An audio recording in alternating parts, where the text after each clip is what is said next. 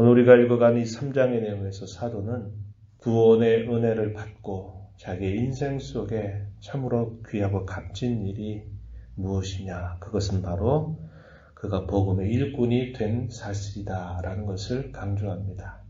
자신에게 그리스도께서 구원회로 부르신 일뿐만 아니라 복음의 일꾼으로 살게 하신 그 은혜가 얼마나 귀하고 값진가 하는 것을 사도는 이곳에서 설명을 하게 됩니다. 그는 이 복음 때문에 사실상 로마 감옥에 갇혀있는 상황이지만 그가 받은 이 사명이 얼마나 영광스럽고 존귀한 것인지 한 것을 흔들리지 않게 굳게 붙잡고 있다 하는 겁니다. 성도들은 바울 사도를 염려합니다. 왜냐? 나이가 든 그 사도가 감옥 생활을 하고 있는 것에 대한 많은 염려와 근심을 하지 않을 수 없었어요. 그러나 바울 사도는 자신이 감옥에 갇혀 있는 것을 전혀 다른 시각으로 그 상황을 받아들이고 있다 하는 것입니다. 1절로부터 9절 내용에 보면은 사도가 설명한 것은 내가 복음의 일꾼이 된 것은 하나님의 은혜의 경륜에 따라 그렇게 된 것이다. 이 사실을 이야기해 주고 있습니다. 먼저는 사도 자신에게 계시를 통해서 놀라운 비밀을 알게 되었다라는 사실을 이야기합니다. 3절 보면 계시로 내게 비밀을 알게 하셨다 이렇게 말하죠. 그 비밀의 1차적인 내용은 뭐냐? 이방인을 향한 하나님의 구원의 계획이라는 것을 이야기해 줍니다. 이방인들도 다 그리스도로 말미암아 구원함을 받아서 그들이 하나가 되고 그들이 다 하나님의 이 구원에 참여하는 자들이 되게 하시려고 하시는 하나님의 구원 계획을 말하고 있는 겁니다. 그리고 이 사도를 통해서 에베소 교회 성도들에게 복음을 들었던 많은 사람들에게 무엇을 알게 하시느냐? 이 그리스도의 비밀을 알게 해왔다는 겁니다. 복음을 전하는 일을 통해서 하나님께서 죄와 타락으로 소망이 없는 이 세상 속에 하나님이 이루어 가시고자 하시는 놀라운 계획이 무엇인가를 사도를 통해서 그가 전하던 복음을 통해서 이 사실을 분명하게 알려줬다라는 것을 이야기해 줍니다. 6절 가서 보면 이것은 4절에 보면 그리스도의 비밀 이걸 뜻하는 말입니다. 그리스도의 비밀이 뭔가 6절에 이것은 이방인들이 복음으로 말미암아 그리스도 예수 안에 함께 상속자가 되고 함께 지체가 되고 함께 약속에 참여하는 자가 되는 것이다. 이렇게 이야기합니다. 사도는 이 일을 위해서 이 그리스도의 비밀을 전하기 위해서 그가 수고하고 애를 써왔다는 사실들을 소개해 주는 겁니다. 하나님의 모든 택하신 백성들이 다 구원함에 참여하게 되는 그 일을 위해서 자신을 사도로 삼으셨고 자기가 사도로 살아오는 모든 순간 동안 자신은 이것을 힘써 전하며 살아왔음을 이야기해 줍니다. 더 나아가서는 이것만이 아니라 우리가 앞에서 읽었던 말씀 중에 보면 하나님이 유대인뿐만 아니라 이방인을 구원하신다는 것 그것만이 아니고 더 나아가서는 하나님이 창조하신 이 타락한 모든 이 세상을 하나님께서 다시 회복하고 하나 되게 하신다라고 하는 것까지도 분명하게 이야기해주고 있다는 겁니다. 앞으로 좀 가서 보시면은 이 말씀이 있어요. 1장 10절 말씀 한번 가서 보시기 바랍니다. 에베소 1장 10절 말씀에 보면은 이렇게 말합니다. 하늘에 있는 것이나 땅에 있는 것이 다 그리스도 안에서 통일되게 하려 하십니다. 이렇게 표현했습니다. 하늘에 있는 것, 땅에 있는 것이 다 그리스도 안에서 하나 되게 하려 하신다. 이 말은 사람을 구원하시는 일, 이방인과 유대인의 신분적인 차이, 출신의 차이, 이것을 뛰어넘어 그들을 다 구원하시는 일뿐만 아니라 마침내는 죄로 인하여 타락하고 일그러진 이 세상, 부패한 이 세상을 그리스도 안에서 다시 새롭게 하신다. 통일되게 하신다. 이것도 분명하게 약속하고 있는 부분을 이야기해 주었습니다. 사도는 이것을 바라보는 거예요. 지금 살고 있는 이 세상은 죄로 인하여 타락하고 부패하고 온갖 죄가 난무한 그런 세상을 산 것처럼 보이고 실제적으로 그러하지만 자신이 전하는 그 복음의 메시지는 화해의 메시지입니다. 화해. 하나님과 원수 되었던 죄인이 그리스도를 통해서 다시 원수 관계가 사라지고 그분과 함께 하나가 된 것처럼 이방인과 유대인의 장벽을 헐어버리고 사람과 사람 사이에 지시와 반목과 미움을 뛰어넘어서 그들을 그리스도의 피로 화해하고 하나가 되게 하시고 사람뿐만 아니라 창조하신 모든 세계를 하나님께서 다시 그리스도로 말미암아 회복시키고 하나가 되게 될 이 일들을 하나님께서 이 복음을 통해서 이것을 분명히 약속하고 있다라고 이야기해 주는 겁니다. 이 놀라운 소식을 전하는 그 복음의 일꾼으로 자신이 부름받은 것, 이건 참 영광스럽고 이건 참 존귀한 일이다라는 것을 그는 항상 잊지 않았음을 분명하게 보여주고 있다는 것입니다. 코로나19 상황을 계속적으로 겪어오면서 많은 사람들은 이게 전 세계 유행병이 계속 될 것이다 이렇게 내다보았고 또 이 일이 백신이 개발되기 전까지 계속 우리가 조심해야 될 상황을 계속 겪고 있습니다. 이 일은 하나의 전조가 될 수 있을 거예요. 또 다른 어떤 바이러스의 감염병이 또 이렇게 전 세계를 뒤덮는 일이 또 생길 수 있겠구나라는 생각을 가져다 줍니다. 우리의 미래에 대한 확실한 청사진을 우리가 알지 못하고 갖지 않는다면 우리가 이 세상을 바라보면서 불안과 두려움 가운데 공포 가운데 살아가게 되고 말 겁니다. 그러나 성경 우리에게 약속하기를 복음의 복된 소식을 알려주기를 하나님은 우리 주 예수 그리스도를 통해서 그 복음을 통해서 하나님과 사람 사이의 원수 관계를 허물어 버리고 사람과 사람 사이의 미움과 다툼을 화해로 바꿔주시고 죄로 인하여 타락한 이 세상조차도 다시 회복시키고 하나가 되게 하신다 하는 것을 우리에게 분명하게 약속하고 있다 하는 겁니다.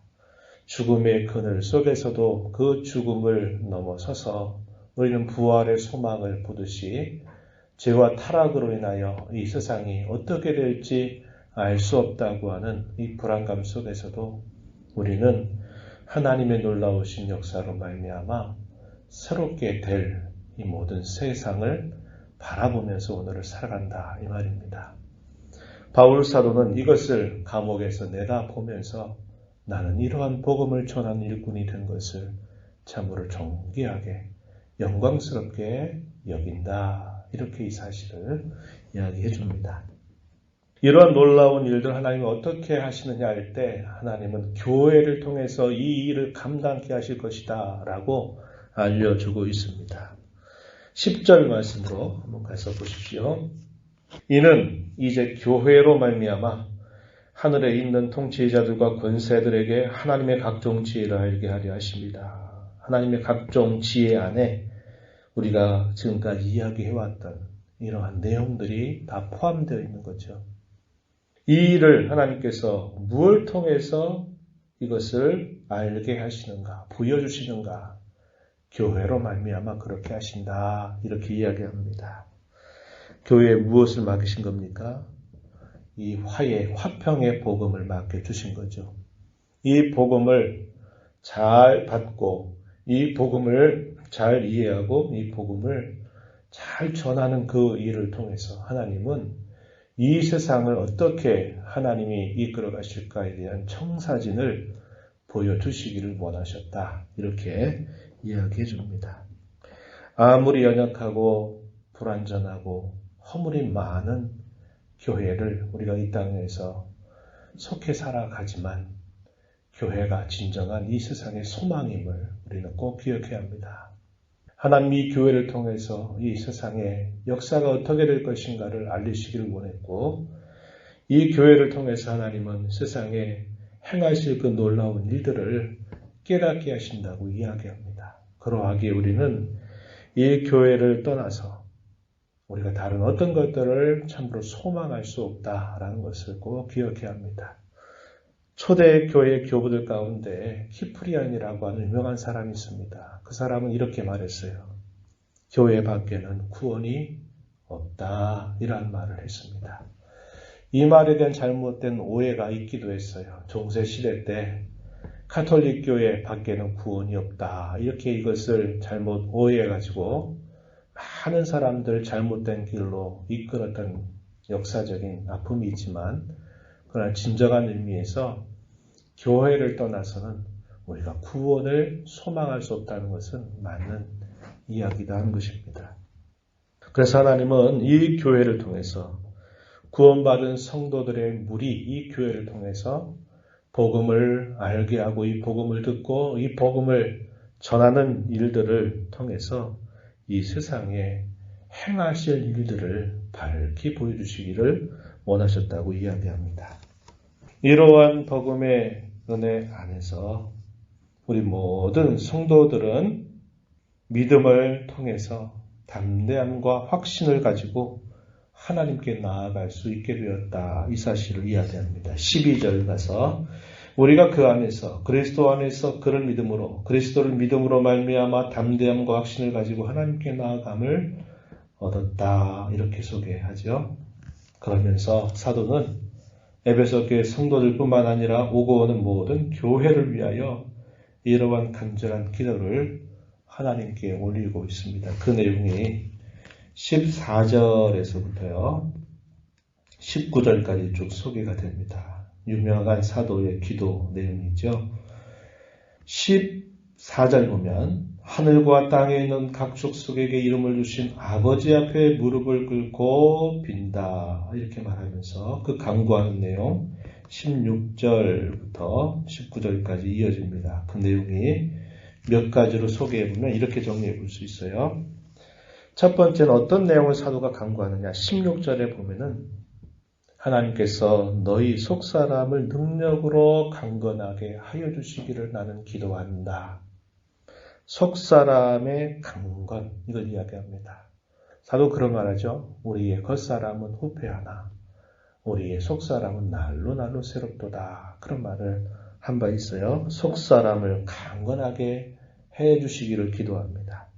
또 18절 가서 보면은 지식에 넘치는 그리스도의 사랑을 알고 깨닫게 해달라고 기도합니다. 하나님의 사랑, 그것이 얼마나 넘치는가, 그것을 알게 해달라고 강구하는 거죠. 뭐라고 표현했냐면 18절에 그 너비, 길이, 높이, 깊이가 어떠한가를 깨닫게 해달라고 기도합니다. 하나님의 사랑의 그 부요함, 이것을 깨달아 알게 해달라고 간절하게 기도하죠. 그리고 19절 가서 보면 뭐라고 말하냐면 하나님의 모든 충만하신 것으로 이들을 충만하게 해달라고 기도합니다. 하나님의 충만하심이 그들의 모습 속에 충만하게 나타나게 해달라, 이렇게 사도는 강구하는 것이죠. 이러한 강구의 내용 속에 모든 그리스도인의 진정한 삶의 능력이 이것으로부터 나오기 때문임을 사도는 잘 알고 있기 때문에 이렇게 기도하고 있는 겁니다. 환난을 당하고 시련을 당하고 역경을 당하고 삶의 수많은 우여곡절을 겪는 인생길 속에서 그때 일어나는 하나의 사건, 일, 그런 것들만 그때 기도하고 넘어가는 것이 아니라 우리에게 이러한 하나님의 은혜가 우리의 심령 속에 채워지기만 한다면 우리가 인생사에서 겪는 어떤 일, 어떤 상황, 어떤 난관, 어떤 어려움이 있을지라도 그것을 다 뚫고 지나갈 수 있는 강력함이 여기로부터 나온다는 것을 사도가 잘 알고 있기 때문에 그러합니다. 그러므로 저와 여러분이 늘 하나님의 면전에 나와서 기도할 때 이러한 간구의 제목을 가지고 기도하는 일을 잊지 말아야 한다 하는 겁니다. 물론 저와 여러분이 살아가면서 매일매일 겪는 어려움이 있을 때, 또 어떤 문제가 있을 때, 내가 무엇인가를 하고자 할 때 하나님께 도움을 구하고 묻고 가는 것은 언제나 우리가 해야 될 일입니다. 그러나 그것만이 아니라 사도가 간구한 것처럼 우리의 속사람이 능력으로 강건하게 해달라. 하나님께서 우리에게 베풀어 주신 그 사랑의 부유함을 날마다 더욱 알아가게 해달라. 깨닫게 해달라. 하나님의 충만하심이 내 심령 속에 충만해져서 살아가게 해달라라고 하는 이런 기도는 우리 매일매일 기도해야만 되는 부분이라 하는 겁니다. 이게 채워지면 어떤 것이든지 다 이겨나갈 수 있기 때문에 그래요. 이렇게 기도를 드리는 사도의 확신이 분명히 표현됩니다. 20절에 보면은 우리가 구하거나 생각하는 모든 것에 더 넘치도록 능히 하실 분 이에게 영광이 대대로 영원 무궁하기를 원한다. 확신. 내가 구하는 것만 주시는 게 아니라 이런 거 구하는 것보다 더 넘치도록 언제나 채워주실 하나님. 그 기도에 대한 응답, 이것을 확신하면서 그 모든 걸 통해서 우리 하나님께만 영광이 돌려지기를 원한다. 그러면서 이 3장의 마지막을 딱 마무리하고 있는 것을 보게 됩니다.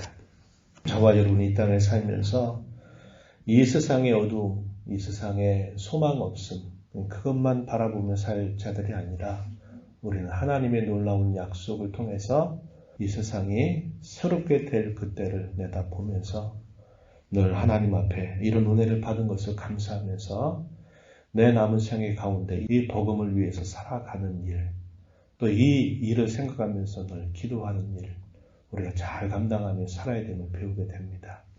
오늘 이 말씀을 마음에 간직하면서 이하고 남은 삶을 살아가게 되기를 축복합니다.